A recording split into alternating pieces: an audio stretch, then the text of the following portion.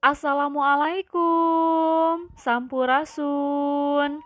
Tepang deui dina pangajaran basa Sunda di kelas 7 sareng Ibu Purnamawati di SMP Negeri 25 Bandung. Barudak kumaha iba hidup sedayana damang? Mugia hidup sedayana aya dina kayaan sehat walafiat. Amin. Sapertos biasa sataacan ngalitan diajar urang ngadua sasarengan, ngadua di kawitan. Rengse. Alhamdulillah barudak urang teh satepang deui dina pangajaran dinten ayeuna. Nah, Ibu bade naros hidup tos terangkan kana namina puisi. Nah, dina bahasa Indonesia disebutna naon? Puisi kan? Nah, coba Ibu bade naros. Pami dina bahasa Sunda disebutna naon? Ayo. Dina bahasa Indonesia puisi teh disebutna puisi nya. Nah anu ngandung harti universal lega pisan nya. Pami dina bahasa Sunda puisi teh disebutna naon? Ayo eta sajak barudak leres. Janten dina bahasa Indonesia puisi teh nya puisi. Pami dina bahasa Sunda disebut teh puisi teh nyata sajak. Janten materi dinten ayeuna urang ngabedar ngeunaan sajak. Nah, satacana Ibu bade ngadugikeun kompetensi dasar. Nah, dina materi sajak Didi aya dina KD kompetensi dasar 3.7 nyaeta mengidentifikasi unsur-unsur bahasa, isi dan amanat sajak sesuai dengan fungsi sosial, struktur teks dan unsur kebahasaan. Kemudian dalam 4.7 yaitu keterampilan kalian akan mendeklamasikan sajak dengan penghayatan dan ekspresi yang tepat sesuai dengan fungsi sosial, struktur teks dan unsur kebahasaan. Kemudian, adapun tujuan pembelajarannya yang harus kalian capai yaitu setelah proses menggali informasi melalui berbagai fakta, menanya konsep, berdiskusi atas fakta dan konsep, menginterpretasi, mengasosiasi, mengkomunikasikan dan mengamati teks sajak peserta didik dapat pertama mendeskripsikan sajak, kedua mengidentifikasi struktur dan unsur-unsur sajak, yang ketiga mengenal dan memahami kaidah-kaidah sajak, kemudian yang terakhir mengekspresikan sajak. Nah, poin-poin ini yang harus kalian capai pada di akhir pembelajaran materi sajak ya. Yuk urang lajeng kana slide salajengna. Nah, di dieu anu bade dibahas atau anu bade dipegdar yang akan kita bahas yang pertama wangenan yaitu pengertian dari sajak, kemudian sejarahnya, teras unsur pangwangu dina sajak jadi unsur dalam sajak yang teras pamungkas mikawano harti konotatif jeung denotatif yang artinya mengenal deskripsi dari istilah konotatif dan denotatif. Yuk urang lajeng. Nah, di dieu aya wangenan yaitu pengertian dari sajak. Sajak teh salah sahiji karya sastra anu direka dina wangun ugran nyata puisi. Nah, sama Ibu itu kalimat puisinya dikasih tanda merah sengaja karena untuk menjadi tanda kuncinya bahwa sajak itu adalah puisi anak-anak. Paham sampai sini? Lanjut ya. Tapi najan ditulisna dina wangun ugran nyata puisi, sajak mah tepati kauger ku patokan jumlah engang saban pada lisan jeung jumlah pada lisan dina saban pada seperti pupuh atau sisindiran. Ibu akan translate ya. Jadi anak-anak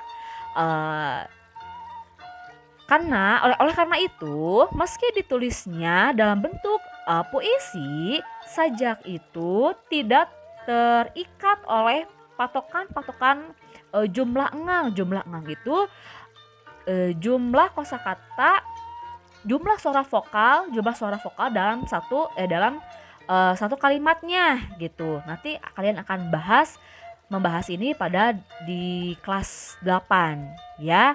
Nah, intinya sajak itu tidak terikat oleh patokan-patokan gitu ya. Dan kuncinya sajak itu adalah puisi. Lanjut ya. Nah, di sini ada sejarahna, yaitu ada sejarahnya. Asupna sajak ka Tatar Sunda teh kira-kira tahun 1850-an. Ti harita sajak kaasup kana salah sahiji wangun sastra anu dipikaresep tuk nepi ka kiwari. Nah, jadi anak-anak masuknya saja ke dalam Tatar Sunda itu perkiraan tahun 1950-an. Nah, pada saat itu sajak itu termasuk ke dalam salah satu bentuk sastra yang gemar diminati sampai saat ini gitu. Sajak Sunda loba dimuat dina koran, majalah, sarta geus loba anu diterbitkeun mangrupa buku.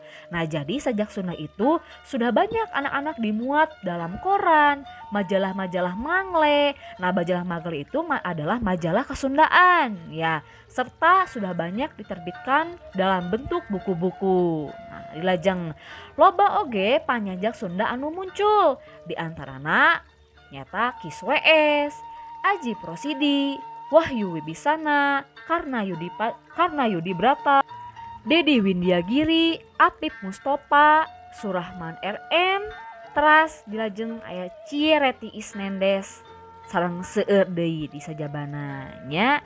Nah, jadi anak-anak banyak juga pangarang-pangarang sajak Sunda yang muncul pada era itu. Nya di antaranya ada yang sudah Ibu sebutkan.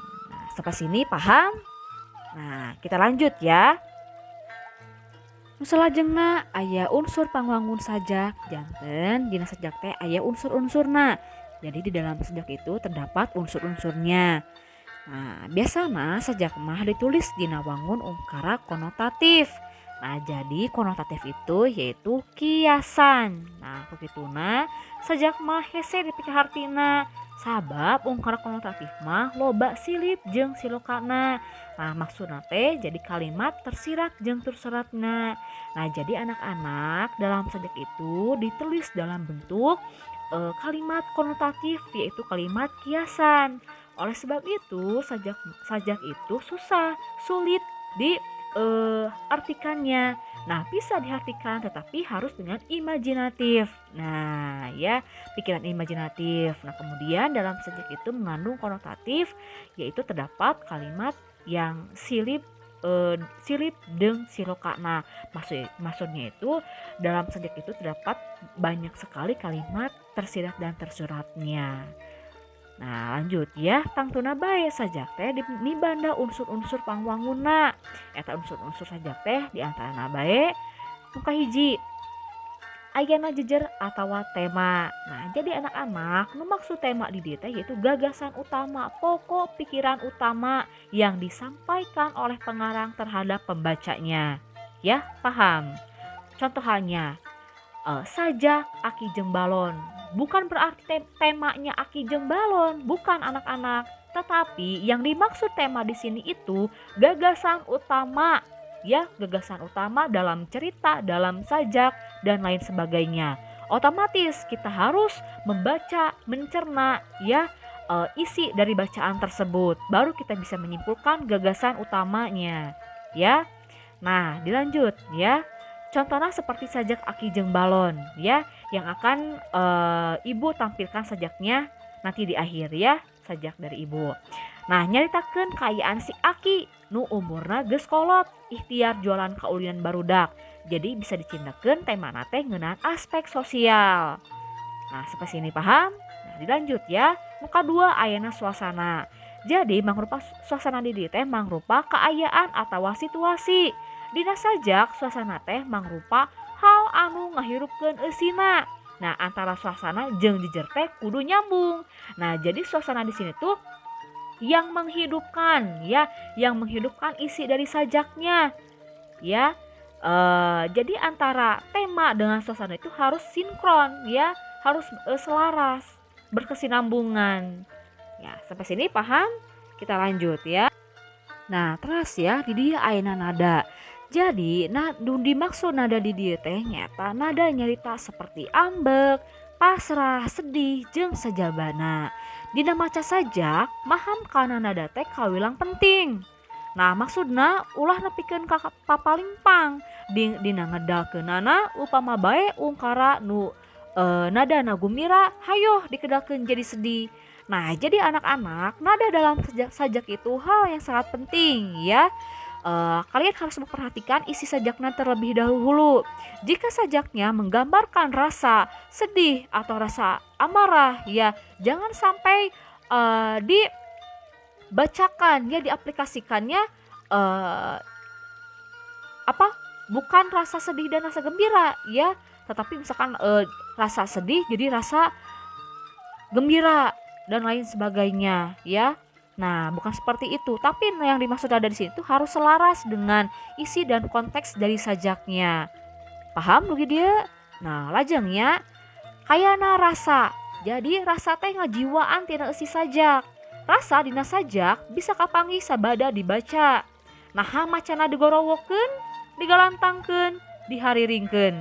Unggah sajak moal kapanggih rasana jeung eusina saupama macana dina jero hate jeung sabalikna. Jadi rasa di sini itu ya bisa terlihat ketika kita sudah selesai membacanya.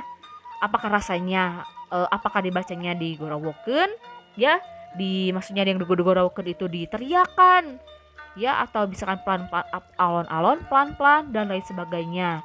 Ya, tetapi rasa di sini tuh kita harus sesuai juga dengan nadanya dan isi konteks dari sajaknya.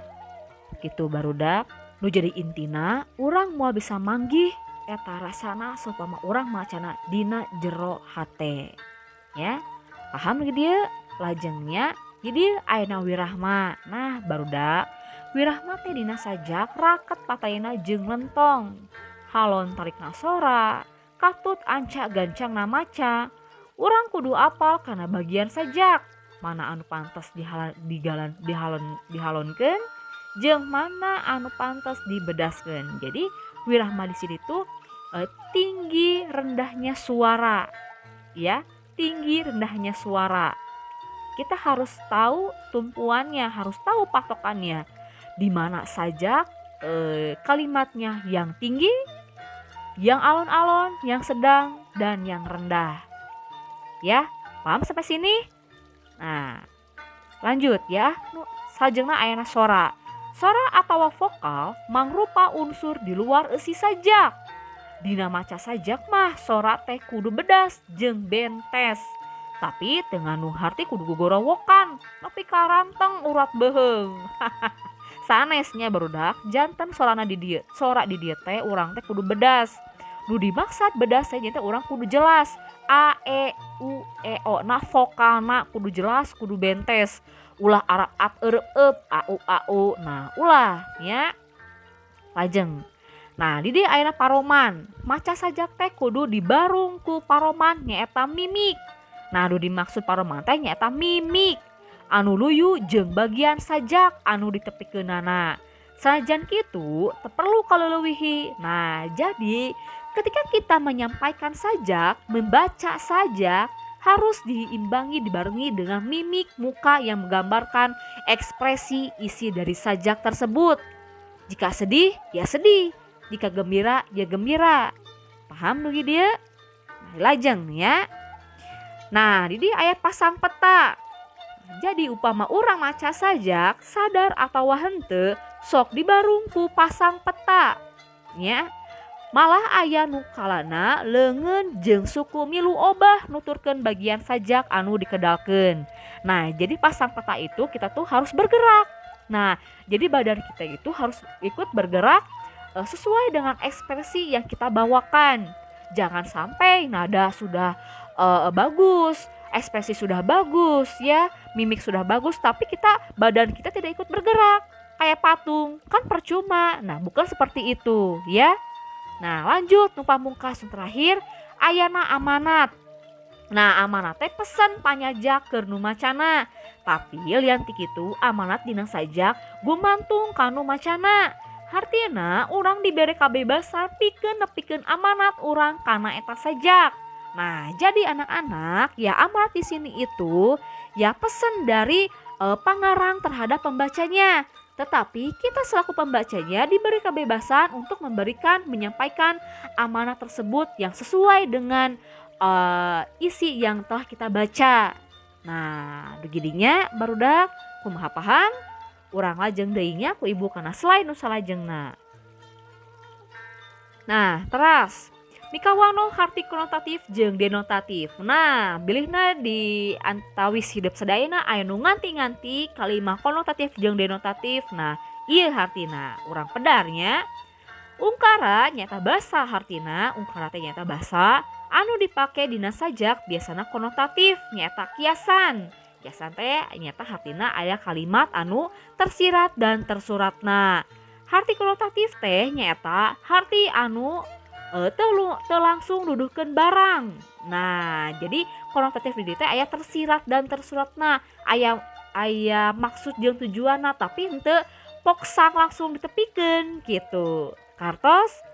Nah, teras sebalikna harti denotatif mah nyata harti anu langsung nuduhkeun barang anu dimaksudna. Sangkan leuwih genrena, yuk urang titenan ieu contoh kalimat. Nu kahiji, ulah diheureuyan Neng Dewi mah geus aya nu nyangcang. Nu kadua, jang ohan nyangcang domba di Tegalan. Nah, cobi-cobi perhatikeun ya. Eta kalimat nu nomor hiji, ulah diheureuyan Neng Dewi mah geus aya nu nyangcang. Lebat kana kalimat naon? Konotatif atau denotatif? Cobi. Laras lebat kana kalimat konotatif. Nah, kusabab di dinya aya kalimat tersirat dan tersuratna dina palebah. Ulah diheureuyan Neng Dewi mah geus aya nu nyangcang, geus aya nu nyangcang. Nah, nyangcang nya jadi inti kuncina nyangcang.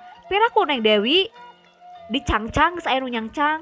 Maksud nu nyangcang di dinya teh geus aya anu geus aya anu boga, geus aya nu boga, geus aya nu ngalamar. Kitu geus aya nu geus boga kabogoh intina mah. Nah, paham bagi dieu? Nah, bandingkeun jeung kalimat nu kadua. Jang ohan nyangcang domba di Tegalan. Nah, geus puguhnya jang ohan teh keur nyangcang domba. Nyangcang di dieu teh maksudna teh keur nalian domba. Beda jeung kalimat nu kahiji, Neng Dewi mah geus aya nu nyangcang. Nah, nyangcang di dieu teh geus aya anu ngalamar Neng Dewi mah. Kitu geus aya boga kabogoh. Nah, beda jeung jang ohan. Jang ohan mah nyangcang domba. Beda jeung Neng Dewi mah geus aya nu ngalamar. Kahartos didinya nu dimaksud konotatif jeung denotatif. Nah, konotatif emut-emut nyata kiasan aya kalimat tersirat dan tersuratna. Sedangkan denotatif kalimat yang sebenarnya anu poksang langsung ditepikeun. Lajengnya kana contoh salajengna. Nomor 3. Polisi keur mancing nu maok supaya keluar tina panyumputanana. Nah, kaopat Mang Adun keur mancing di walungan. Nah, cobi perhatikeun nya. Nu dimaksud polisi keur mancing di dieu teh lain mancing lauk. Nya tapi polisi teh keur mancing keur memantik lah kitu nya. Keur memantik nu maok supaya keluar tina panyumputanana gitu. Jadi mancing di dieu teh supaya dipancing ku cara nu sejen supaya eta nu maling teh keluar tina panyumputanana. Beda jeung Mang Adun. Tah ai Mang Adun mah keur mancing lauk di walungan. Tah didinya kan aya Mang Adun keur mancing di walungan. Geus jelasnya didinya aya kalimat penjelasna walungan. Mang Adun keur mancing di walungan. Jadi kata kuncina teh dina nomor 3 jeung 4 teh nyata mancing. Tapi beda halna antara polisi jeung Mang Adun.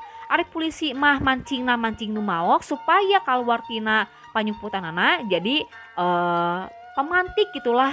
Polisi teh ngalakukeun hiji cara supaya mancing di dinya teh si maokna keluar gitu tina panyumputanana. Beda jeung Mang Adun. Ari Mang Adun mah geus puguh mancingna nya mancing lauk gitunya di walungan bebenangan. Kartos sugi dieu. Nah, urang lajengnya kana slide nu salajengna. Nah, ibu kagungan contoh salah sahiji sajak anu dibacakeun ku diri ibu nyalira. Mangga perhatikeun ku hideup nya sing taliti diregepkeun ku hideup nya. Sok wilujeng nyakseni. Sajak Aki jeung balon biasana Ami rasa naga. Berat teuing lengkah aki ngukur jalan. Kota Bandung geus biasa ku aki mah di lengkaran. Di baturan sobat ngaran rancatan. Anu rantui digantungan barang-barang kaulinan. Kakapalan, kukudaan, tarompet, henteu tinggaleun. Geus biasa unggal poe ka unggal budak nawarkeun. Ujang, elis, yeuh tingali barang aki. Geragaluh keur ameng ke di bumi. Aki, aki, abdi mah hoyong balon. Dedeh teuing kasep, di aki mah henteu aya. Nyukna oge aki mah geus teu kawasa. Ripuh teuing da kedah nganggo tanaga. Ari aki sakieu nya kakoloteung. Ning oge kasep, ieu kok koleceran. Lamun angin muterna teh aduh jan tarik pisan. Resep teuing engke ameng lulumpatan. Aki, ka dieu. Ke tanda abi mah moal meuli. Ulah kitu kasep, bet abong ka aki-aki. Ceuk sapuh mah kasep ngaheurian teh pamali. Hiji, dua lengkahna teuing ku berat. Aya hate miluluang paur umurna berpegat. Teuing di mana si aki tetep nyamatuh. Bawa dinu ieuh tanjung atawa di payung layung. Nganu nyata kulitna asa ku poe. Aki, mun ngajoprak sisi jalan saha teuing nu nulungan.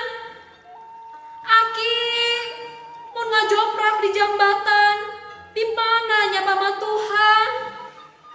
Aki, mun umur pegat di jalan saha anu ngarawatan. Aki, aki, reka mana lamun poeun poe sare. Hatur nuhun. Nah barudak nembe hidup tos nyakseni sajak aki jeung balon yasana Ami Raksanagara. Kumaha? Resep? Nah barudak sapertos kitu pedaran ngeunaan sajak. Tina rasa, mimi, peta urang nya. Nah sapertos kitu hidup kedah ngapraktekeun sajak teh. Ngetos ku ibu di pasihan contoh. Ya, keun teu sawios hidup langke langkung jelasna diajar deui. Ya. Ayeuna urang hilebat kana pancen. Nah, pancen mah mangga ku hidup. Ayeuna di walernya sababaraha tarosan dieu tahnya muka hiji naon jejer atawa tema nu aya dina sajak aki jeung balon teh. Muka dua kumaha suasana nu kagambar dina eta sajak. Teras anu katiruna kumaha amanatna sabada hidup ngaregepkeun eta sajak. Teras anu ka opatna kumaha pamadegan atawa saran hidup salaku pelajar kana pola kalakuan budak nu aya dina eta sajak. Nu pamungkas nu kalima aspek naon nu aya dina eta sajak ku hidup dijelaskeun nya. Nah barudak karaos pengajaran dinten ayeuna parantos rengse nya.